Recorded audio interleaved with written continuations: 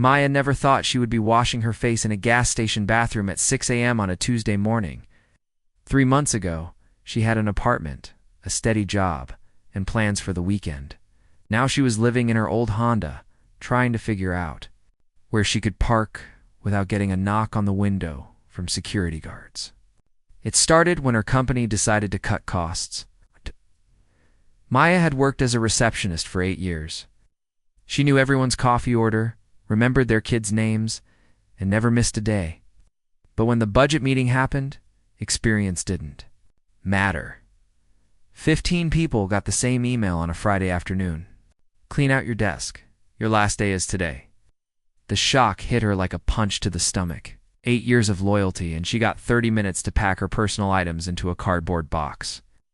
Her coworkers looked away as she walked past their desks. Nobody knew what to say. Maya didn't either. She thought finding another job would be easy. After all, she had experience and good references. But weeks turned into months, and every application seemed to disappear into a black hole. The few interviews she got led nowhere. "We'll call you" became the most painful phrase in the English language. Her savings account watched her rent, utilities, and car payments drain it dry like water flowing through a broken dam. The eviction notice came on a Wednesday. Bright yellow paper taped to her door for all the neighbors to see. Maya felt her cheeks burn with shame as she tore it down. She had 30 days to come up with 3 months of back rent or find somewhere else to live. The math was simple and cruel. She had $347 in her bank account. Rent was $1,200 a month. Those 30 days flew by like minutes. Maya sold everything she could. Her grandmother's jewelry, her laptop, even her winter coats. She applied for assistance programs, but the waiting lists were months long. Friends offered to help, but everyone had their own bills to pay. Her sister lived across the country with 3 kids of her own. Maya was too proud to ask anyway. The day she had to leave, Maya sat in her empty apartment for the last time. The walls looked smaller without her pictures and furniture. The silence felt heavy. She had lived here for 4 years, had birthday parties in the living room, watched movies on the couch, made breakfast every morning in the tiny kitchen. Now it was just an empty box that belonged to someone else. Maya loaded what she could fit into her car. 2 suitcases of clothes, a pillow, a blanket, some basic toiletries, and a box of non-perishable food. Everything else went to charity or the dumpster. It's amazing how quickly a whole life can fit into the back seat of a Honda. That first night, sleeping in her car was the longest of her life. She parked behind a 24-hour diner, thinking the lights would make her feel safer. But every sound made her jump. Car doors slamming, people talking, footsteps on gravel. She kept the doors locked and tried to make herself as small as possible in the driver's seat. Sleep came in tiny pieces. 20 minutes here, an hour there, neck cramped from the awkward angle. The seatbelt buckle pressed into her ribs. By morning, she felt like she hadn't slept at all. This was her new reality, and she had no idea how long it would last. Maya quickly learned the unwritten rules of living in a car. Move to a different parking spot every few hours so no one notices. Walmart parking lots are usually safe overnight. Some churches don't mind if you park there during the day. Fast food restaurants have clean bathrooms and free Wi-Fi. Public libraries are warm and quiet, perfect for job searching. She became an expert at looking normal. Every morning she would drive to a different gas station to brush her teeth and wash her face. She kept her work clothes in a dry cleaning bag so they wouldn't wrinkle. A small mirror helped her fix her hair. From the outside, she looked like any other person running errands or heading to work. The job interviews were the hardest part, sitting across from managers in their clean offices, pretending everything was fine. They would ask for her address, and she would give them a P.O. box number. They wanted references, and she hoped her old boss wouldn't mention the layoffs. All the while, she wondered if they could somehow tell that she had slept in her car the night before. Days blended into weeks. Maya learned which coffee shops gave free refills, which grocery stores had the best samples, and where she could use a bathroom without buying anything. She rationed her money carefully. Gas was the biggest expense, because she needed to keep the car running for heat and to charge her phone. Food came second. Everything else was luxury. The isolation was worse than the discomfort. Maya would sit in parking lots watching families walk into restaurants, couples holding hands, kids playing in parks.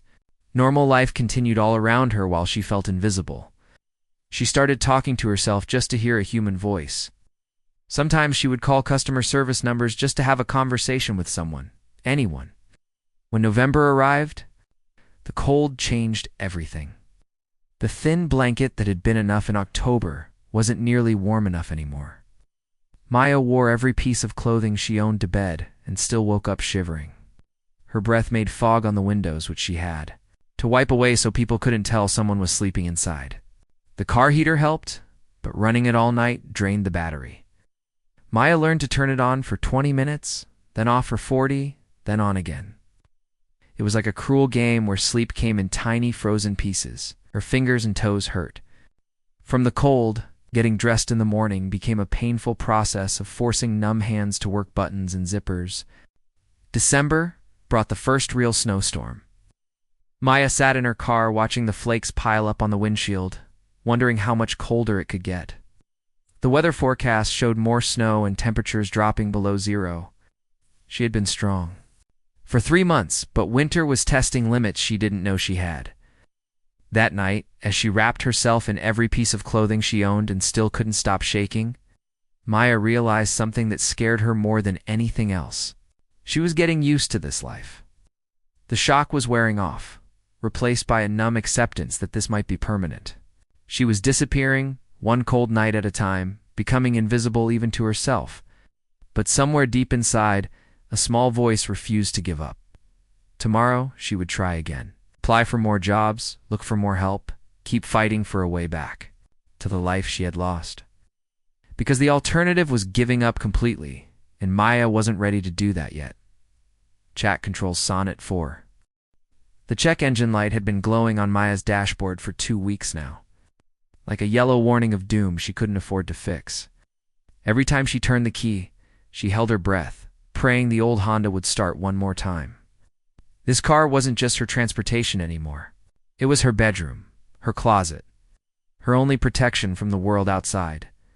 December had brought a cold snap that made the previous weeks feel like summer vacation. The weather app on her phone showed negative temperatures for the next 5 days. Maya had stopped checking after that because the numbers were too scary to think about. Last night, she woke up unable to feel her toes. It took 20 minutes of rubbing them before the painful tingling started, which meant feeling was coming back. She was losing weight fast now. The dollar menu had become too expensive for every meal, so Maya was down to one small meal a day. Usually a granola bar and whatever free coffee she could find. Her clothes hung loose on her frame, and she had to punch new holes in her belt to keep her pants up. The face looking back at her from gas station bathroom mirrors belonged to a stranger. Hollow cheeks, dark circles under tired eyes, hair that no amount of gas station sink washing could make look normal. The phone bill notice had arrived at her P.O. box 3 days ago. Final notice before disconnection. Maya stared at the number with a sick feeling in her stomach. $78 might as well have been $7,000. Without her phone, she couldn't apply for jobs, couldn't get calls back from the applications she'd already submitted. She would be completely cut off from any chance of getting back on her feet. Maya counted the money in her wallet for the 100th time that week, hoping the numbers would somehow be different. $12.37. Gas was almost empty, which meant she'd have to choose between staying warm and being able to drive to job interviews. If any interviews came, the public library had become her lifeline. Mrs. Patterson, the morning librarian, had started greeting Maya by name and always seemed to have a fresh pot of coffee brewing when she arrived. Maya suspected the older woman, knew about her situation, but was too kind to say anything directly. Instead, she would mention that someone had donated pastries to the staff room and there were extras, or that the library was looking for volunteers to help with their computer. Classes Maya wanted to take the volunteer position, but pride held her back. She had been a working professional just months ago. She had paid taxes, donated to charity, voted in every election. She was the person others donated to. And the role reversal felt like wearing clothes that didn't fit. On Thursday morning, Maya woke up in the library parking lot to find frost covering the inside of her car windows. Her breath had frozen overnight. She tried to start the engine, but it just clicked weakly. The battery was dying from too many nights of running the heater. Maya sat in the cold car as reality crashed over her like an ice-cold wave. She was going to freeze to death in a parking lot. The thought came clear and simple, without drama or emotion. Just fact. The temperatures were dropping, her car was failing, and she had no backup plan. Maya had been proud of handling everything on her own, of not becoming a burden to anyone else. But pride doesn't keep you warm when it's 10 degrees. Below zero, Maya used the last of her phone battery to look up the address for social services.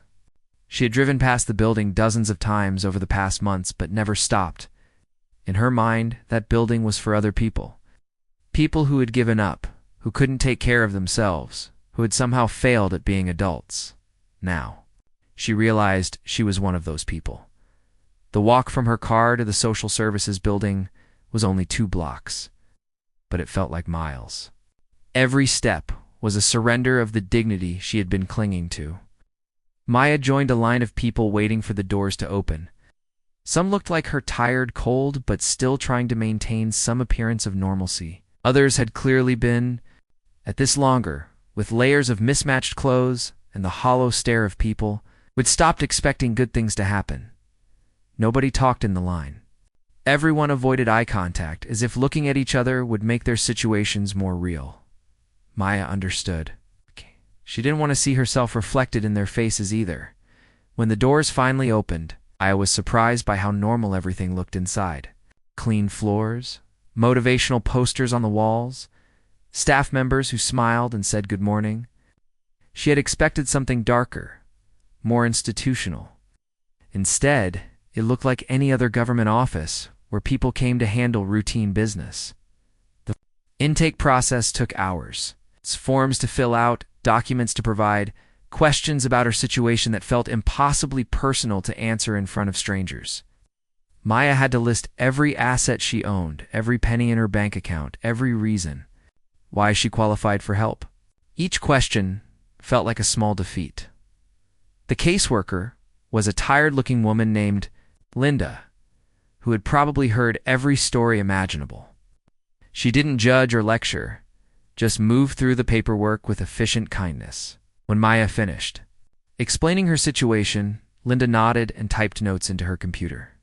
"Emergency shelter has a waiting list right now," Linda said, not looking up from her screen. "Winter always fills up fast. You might have something open in 3 to 4 weeks." 3 to 4 weeks. Maya felt the blood drain from her face. Couldn't survive 3 more days in the car, let alone 3 weeks. "There's a warming center that opens when temperatures drop below 20 degrees, Linda continued. "But it's only overnight, and you have to be out by 7 a.m. Maya nodded, trying to process this information. A place to sleep, but not to live. Temporary relief, not a solution. She thanked Linda and took the paperwork with phone numbers and addresses, feeling more lost than when she had arrived. Walking back to her car, Maya realized that asking for help hadn't solved anything. If anything, it had made her situation feel more hopeless. The system was overwhelmed, underfunded, and not designed for people like her who had fallen through the cracks so quickly. She sat in the cold Honda, staring at the social services building, where dozens of other people were probably getting similar news. Maya had thought hitting bottom meant losing her apartment. But sitting here, with no options left and winter closing in around her, she understood that she hadn't hit bottom yet. Bottom was still coming. Maya had been sitting on the bench outside the social services building since 5 in the morning, waiting for them to open at 9. The cold had seeped through every layer of clothing she wore, making her bones ache. She kept checking her phone, watching the battery percentage drop, along with the temperature. 15% left. Once it died, she would be completely disconnected from the world. The building wouldn't open for another 3 hours. But Maya had nowhere else to go. Her car had finally given up yesterday, refusing to start, no matter how many times she turned the key. She had spent the night in the warming center, crammed into a room with 50 other people. listening to coughing and snoring and whispered conversations about where to find food. At 7 a.m. sharp, they had kicked everyone out onto the streets. "Come back tonight if the temperature drops below 20, the volunteer had said, as if that was supposed to be comforting. Maya had walked the streets since then, trying to stay warm, trying to figure out what to do next. Her reflection in store windows shocked her every time she caught a glimpse. 4 months ago, she had been a professional woman with a steady job and a plan for the future. Now she looked like exactly what she was, someone who had been living on the streets, wearing the same clothes for weeks, fighting just to survive each day. Maya pulled her knit cap down lower and wrapped her arms around herself, trying to stop the shivering. She had learned that if you sit very still and focus on staying upright, people walking by don't really see you. You become part of the background, like a fire hydrant or a mailbox. Invisible. That's why she was surprised when someone stopped directly in front of her. "Excuse me, are you okay?" Maya looked up to see a man in scrubs standing there, concern written across his face. He was probably in his 30s, with kind eyes and the tired look of someone who worked long hours. A hospital ID badge hung from his pocket. Maya's first instinct was to say she was fine, that she was just waiting for someone. Anything to avoid the conversation, but something about the way he asked made her pause. He didn't look at her like she was a problem to be solved or a danger to be avoided. He looked at her like she was a person who might need help. "I'm just waiting for the office to open," Maya managed to say through chattering teeth.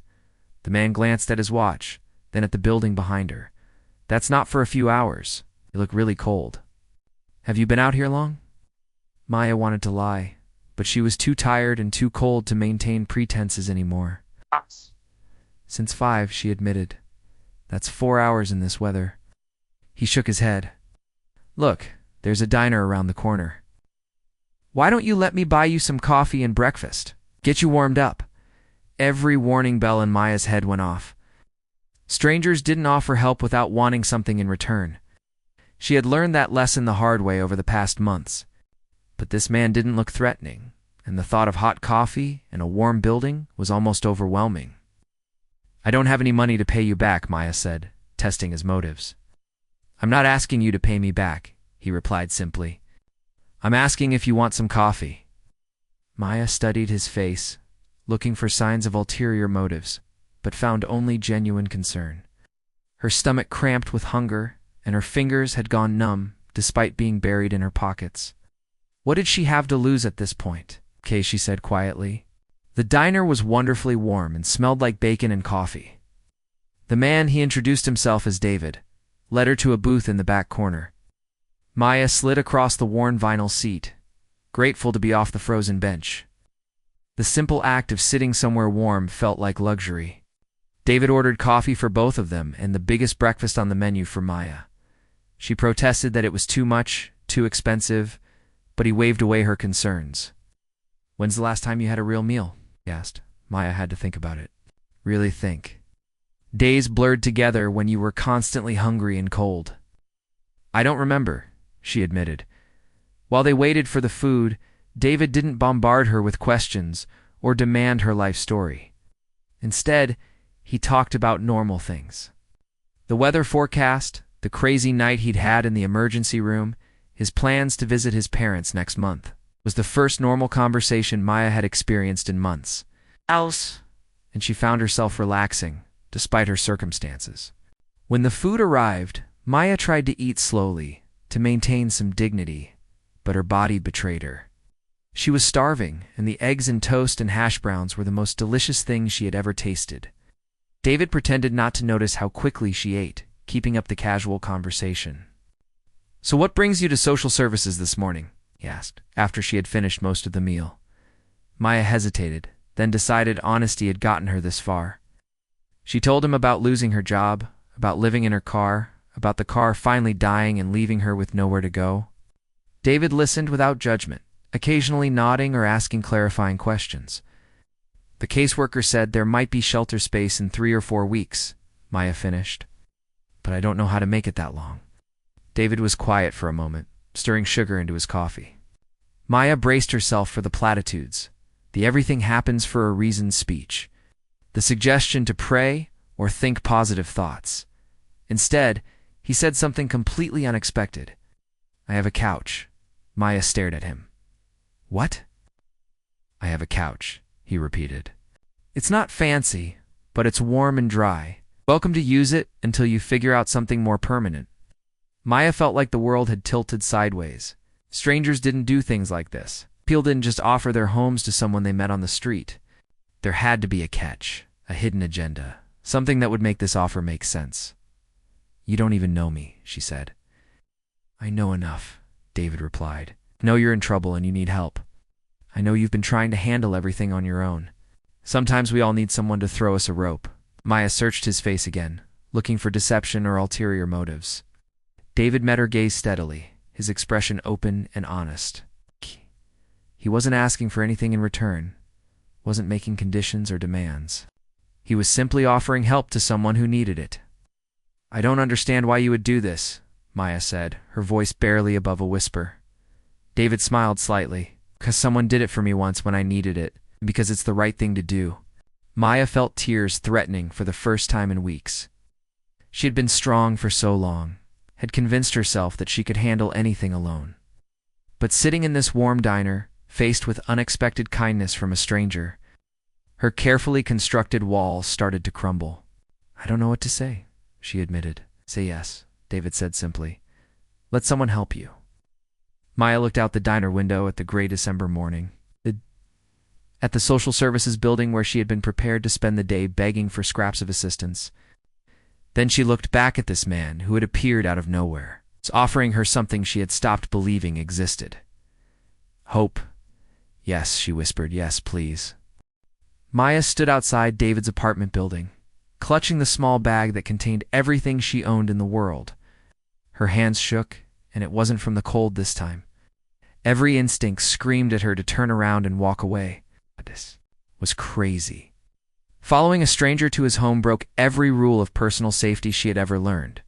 But the alternative was another night on the streets, and Maya wasn't sure she would survive it. The temperature was supposed to drop to 15 below zero tonight. The warming center was already full when she had called an hour ago. David's couch might be her only chance of making it through until morning. The building was older, but well-maintained. Nothing fancy, but clean and secure. David led her up to flights of stairs to apartment 3B. His keys jingled as he unlocked the door, and Maya realized her heart was pounding so loud she was sure he could hear it. "Home sweet home," David said, pushing the door open and stepping. Aside for her to enter, Maya hesitated at the threshold. Once she crossed this line, there would be no going back to pretending she could handle everything on her own. She would officially be someone who needed charity, someone who depended on the kindness of strangers. The thought made her stomach twist with shame. But David was waiting patiently, not pushing or pressuring her. After a long moment, Maya stepped inside. The apartment was small, but comfortable. A lived-in couch faced a modest television, and Maya could see a tiny kitchen through an archway.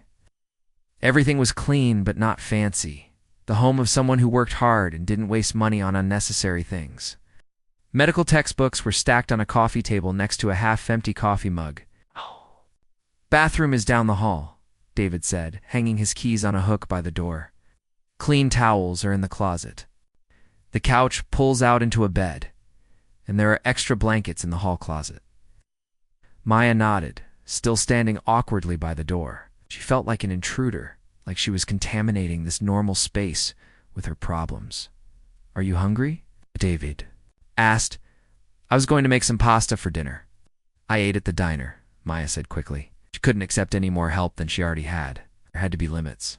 "That was 8 hours ago," David pointed out gently. "And you probably haven't had a decent meal in weeks." He was right, but Maya's pride rebelled against accepting more charity. "I don't want to be a burden." David turned to face her fully. "You're not a burden. You're a person who needs help. There's a difference."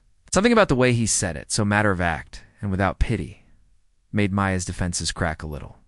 She nodded reluctantly. While David cooked, Maya sat on the edge of the couch, hyper-aware of every sound and movement. She was ready to bolt at the first sign that this kindness came with strings attached. But David just hummed quietly as he stirred. "Pasta sauce. occasionally asking harmless questions about her preferences. "Cheese," he called from the kitchen. "Whatever you have is fine," Maya replied, her voice barely above a whisper. Dinner was surreal. Maya couldn't remember the last time she had eaten at a real table with real plates and actual silverware. The pasta was simple but delicious, and David kept the conversation light. They talked about his work at the hospital, funny stories about patients who came to the emergency room with ridiculous injuries. He didn't ask probing questions about her situation or make her feel like she owed him her life story. After dinner, David showed her how to work the television remote and pull out the sofa bed. He gave her a set of clean sheets that smelled like laundry detergent instead of car exhaust and fear. "I work 12-hour shifts," he explained. "I'll be gone by 6 in the morning and won't be back until after 7 tomorrow night. Make yourself at home. There's food in the fridge, and the coffee maker is pretty self-explanatory." Maya stared at him. He was going to leave her alone in his apartment with all his belongings, trusting a stranger he had met on the street that morning. "Aren't you worried I might steal something?" she asked. David paused in the doorway of what she assumed was his bedroom. "You planning to steal something?" "No, but then I'm not worried," he said simply. "Good night, Maya. Sleep well." And then he was gone, leaving Maya alone in his apartment. She stood in the living room for a long time, waiting for the other shoe to drop, for the real agenda to reveal itself, but the apartment stayed quiet except for the hum of the refrigerator and the distant sound of traffic outside. Maya took the longest. Hottest shower of her life that night. She washed her hair twice, scrubbed her skin until it was pink and clean, and used more hot water than she had used in months combined. When she finally stepped out of the bathroom, she felt human for the first time in weeks. The sofa bed was more comfortable than her old mattress had been. Real sheets, real pillows, and blankets that were actually warm instead of just layers of inadequate protection against the cold. Maya lay in the dark, listening to the normal sounds of a building, full of people living their lives. Footsteps in the hallway, a television playing somewhere above, the building settling as the temperature dropped outside. For the first time in months, Maya wasn't afraid of freezing to death in her sleep. She woke up the next morning confused. About where she was? Sunlight was streaming through unfamiliar windows, and she could hear birds chirping outside. For a moment, she wondered if everything had been a dream. Then she smelled coffee brewing and remembered. David had left a note on the kitchen counter. "Help yourself to anything in the fridge. Coffee's fresh. See you tonight." Maya made herself a cup of coffee and sat at the kitchen table, watching the steam rise from the mug. She had spent so many mornings shivering in her car, trying to wake up enough to face another day of job hunting and rejection. Now she was sitting in a warm kitchen, drinking good coffee, with nowhere she had to be until David came home from work. At the apartment felt strange around her. She was terrified to touch anything, to leave any trace of her presence. What if David changed his mind? What if she did something wrong and he kicked her out? Maya spent the morning moving carefully through the space like she was walking on thin ice. But as the day wore on, small acts of trust began to accumulate. David had left his laptop on the kitchen table. His wallet was sitting on the counter next to his keys. Expensive medical equipment that he obviously needed for work was scattered around the apartment. He had truly left her alone with everything he owned, trusting her completely. Maya found herself crying for the second time in weeks, overwhelmed by the simple gift of being trusted. She had been invisible for so long, seen as a problem, or a threat, or nothing at all. David saw her as a person worth helping, worth trusting, worth treating with basic human decency. When David came home that evening, Maya had dinner waiting. She had used ingredients from his refrigerator to make a simple meal, her way of contributing something small to their arrangement. She had also cleaned the apartment thoroughly, though it hadn't really needed it. "You didn't have to do this," David said, but he was smiling as he sat down at the table. "I wanted to," Maya replied. "It's the least I can do." They ate together again, and Maya found herself relaxing into the routine. For the first time since losing her job, she felt like she might actually survive this, not just physically, but emotionally. She might come out of this experience still herself, still worthy of trust and kindness and a place in the world. That night, As she settled into the sofa bed again, Maya realized something had shifted inside her. The constant fear that had been her companion for months was finally starting to fade. She was still homeless, still unemployed, still facing an uncertain future, but she was no longer alone. 3 weeks into February, Maya's phone rang with the call that would change everything. She was sitting at David's kitchen table, working on her laptop, a refurbished model he had quietly bought after noticing her struggling to job hunt on. Her phone? The caller ID showed the name of a medical office where she had interviewed the week before. "Hello, this is Maya," she answered, trying to keep her voice steady. "Hi, Maya. This is Dr. Chen's office. We'd like to offer you the position of office manager. Can you start Monday?" Maya's hand shook as she wrote down the details. $35,000 a year, full benefits, 2 weeks paid vacation. Wasn't the same salary she had before, but it was enough. Enough to rent a small apartment, enough to buy groceries without counting every penny, enough to start rebuilding the life she had lost. When David came home that evening, Maya was cooking dinner with tears streaming down her face. Happy tears. "For the first time in almost 6 months, I got the job," she said before he could even set down his keys. David's face broke into a huge smile. "Maya, that's incredible. Tell me everything." Over dinner, Maya shared every detail of the phone call. The salary, the benefits, the start date. David listened with genuine excitement, asking questions and celebrating each piece of good news. Like it was his own victory. "We should celebrate," David said. "This is huge." Maya felt a stab of panic. Celebrating meant acknowledging that things were changing, that her time in this apartment, this safe haven, was coming to an end. The thought of leaving terrified her more than she wanted to admit. "I'll start looking for apartments this weekend," she said, trying to sound confident. David nodded. "No rush, though. Take your time finding the right place." But Maya knew she couldn't delay too long. She'd been living on David's couch for almost 2 months now, and while he had never made her feel unwelcome, she couldn't take advantage of his kindness forever. He had given her everything when she had nothing. The least she could do was give him his life back. That weekend, Maya spent hours scrolling through apartment listings on her laptop. Everything in her price range was either too expensive, too far from her new job, or in neighborhoods that didn't feel safe for a woman living alone. After months of homelessness, the idea of being vulnerable again, even in her own apartment, felt overwhelming. "Finding anything good?" David asked, settling onto the couch next to her. "Everything's either too expensive or too sketchy," Maya admitted. "I might have to look further out from the city." "That would mean a longer commute," David pointed out. "Make more money on gas and parking," Maya sighed. "I know, but I don't have much choice. I need to find something I can afford." David was quiet for a moment, then said something that surprised her. "No, you don't have to move out right away." Maya looked at him, confused. "What do you mean?" "I mean, you're welcome to stay here while you save up for a better place. Build up some savings, get established in your new job. There's no rush." Maya felt that familiar surge of panic. She had worked so hard to maintain her independence, to avoid becoming a burden. "David, you've already done so much. I can't keep taking advantage of your generosity." "You're not taking advantage," David said firmly. "You cook dinner most nights. You keep this place cleaner than it's ever been. Honestly, it's nice having someone to come home to. You're not a burden, Maya. You're a friend." The word hit her like a physical blow. Friend. When was the last time someone had called her that? When was the last time she had felt like she deserved friendship?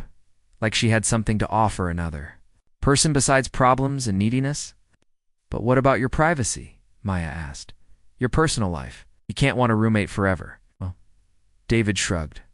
"My personal life consists of working 12-hour shifts and falling asleep watching Netflix. You're not exactly cramping my style."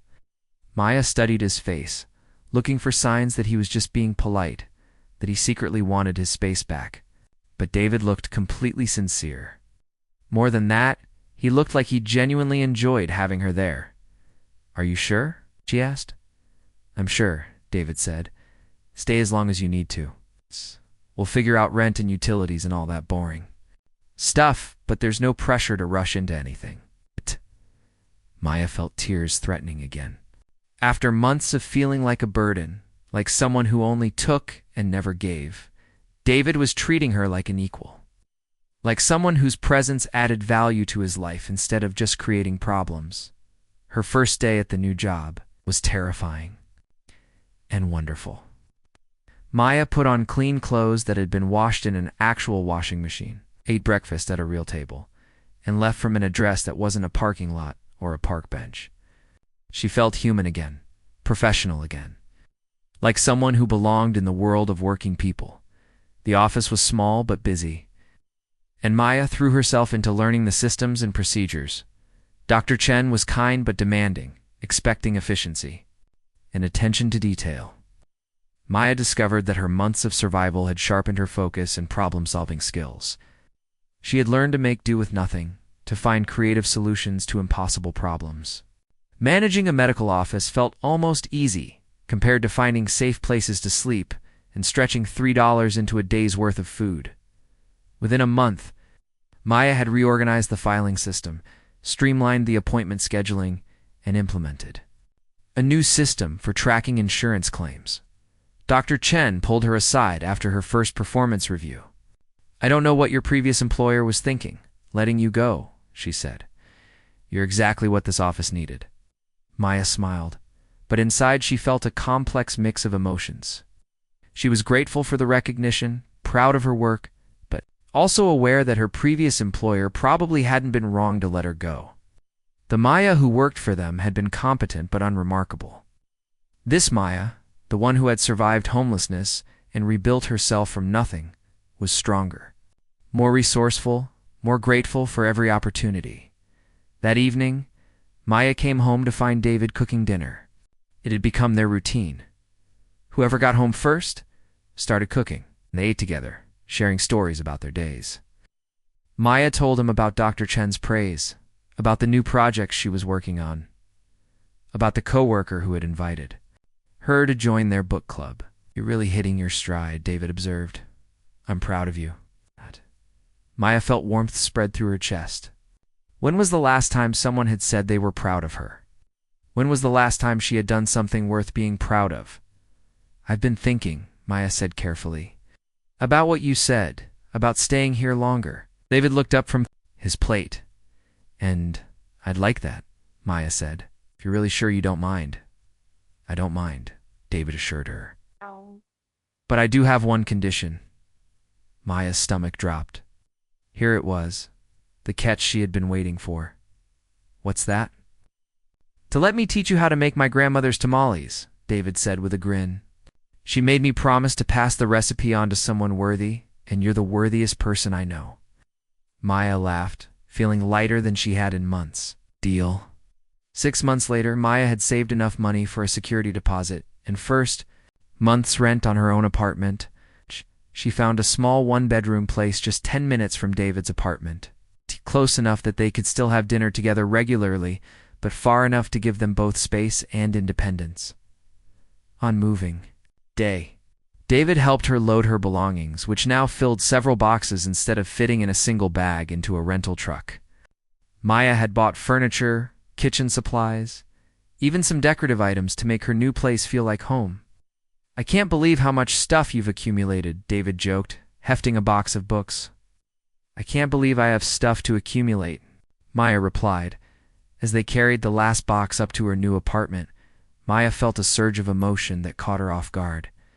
This was her place, her key, her lease, her responsibility. After months of depending on others for shelter, she had a home again. But more than that, she had something she hadn't expected to find in the depths of her crisis. She had a friend, someone who had seen her at her absolute lowest point and chosen to help, not because he had to, not because he wanted something in return, but simply because it was the right thing to do. "Thank you," Maya said as they stood in her empty living room. "For everything, thank you," David replied. "For letting me help, for trusting me when you had every reason not to, for becoming my friend." Maya hugged him, tears streaming down. Her face, happy tears, grateful tears, tears of relief that she had made it through the darkest period of her life and come out stronger on the other side. A year later, Maya would volunteer at the same social services office where she had once waited desperately for help. She would sit with people who were where she had been, help them fill out forms, wait with them through long lines. And sometimes when the shelters were full and the temperatures were dropping, she would remember David's words and offer them something precious. "I have a couch," she would say. "It's warm, and you don't have to sleep in your car tonight." Because she had learned something important during those cold months on the streets and warm months on David's couch. Sometimes the greatest gift you can give someone is the simple recognition that they are worth saving.